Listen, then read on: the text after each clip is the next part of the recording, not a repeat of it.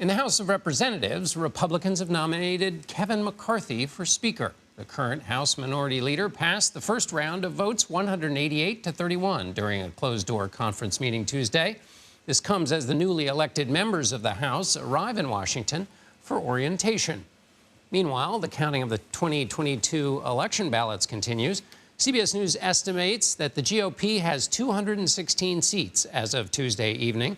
They only need 2 more for the majority, and 5 races are currently leaning their way.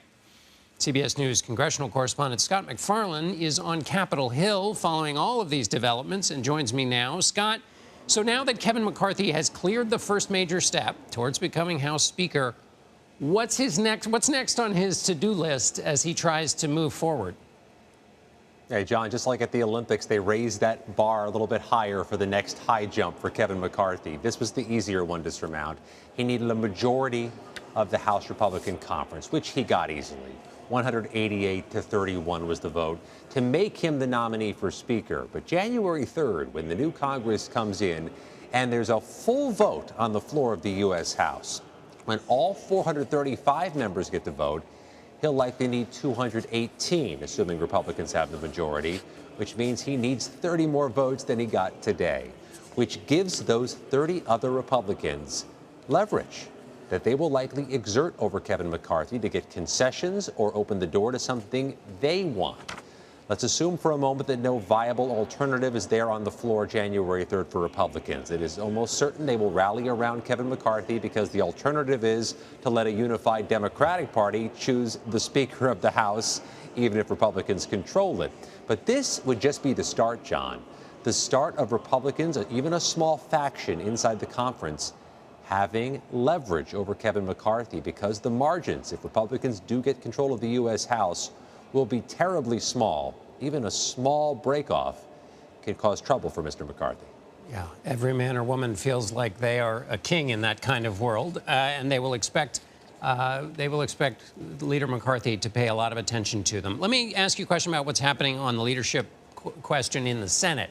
So Mitch McConnell is a very talented politician in his conference among his fellow Republicans. He's being challenged, though, by Rick Scott, who is in charge of getting Republicans elected in this last election cycle. What's your assessment of the nature of that race? And if Republicans are disappointed with how things turned out for them, what's the foundation for Scott to run a campaign since he was in charge of getting Republicans elected to the Senate? Yeah, 2 things are certain, John. First of all, Republicans are disappointed with what happened last Tuesday. Disappointing result for them. The second thing that's certain is people have lost a lot of money through the years betting against Mitch McConnell's political operation. Rick Scott, in a letter to his colleagues, tried to galvanize them to support him to succeed Mitch McConnell, saying change is needed, that Republicans have been caving too much to Democrats, that they need a change in tone and approach to leading the Senate Republican Conference. We spoke with any number of Republican senators late today.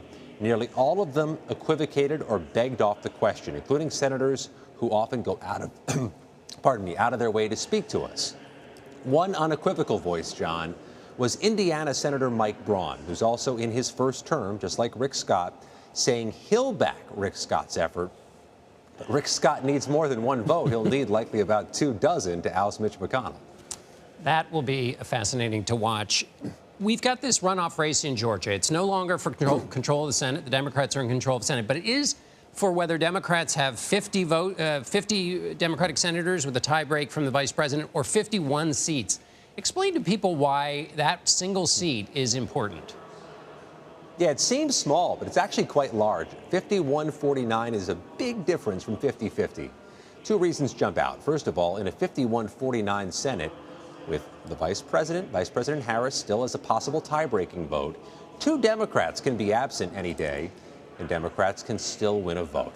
It's a big deal. There are sicknesses that happen. There were sicknesses that happened in this past Congress that caused trouble for this slim Democratic majority. But the second reason is more profound, and not a lot of people are talking about it.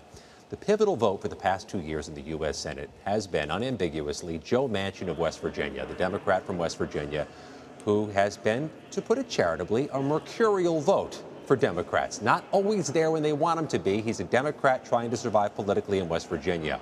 He's up for re-election in 2024. This is an election cycle for Joe Manchin, which may make him an even more mercurial vote for Democrats. And just today, he got a challenger. House Republican Alex Mooney, who represents the northern half of West Virginia, announced he will pursue the Republican nomination to run against Joe Manchin. So it's an election cycle for Joe Manchin. Having that 51st vote would make Joe Manchin less pivotal and less of an issue for Senate Democrats. It's why I loved the congressional beat. Scott MacFarlane with the best beat in Washington. Thanks, Scott.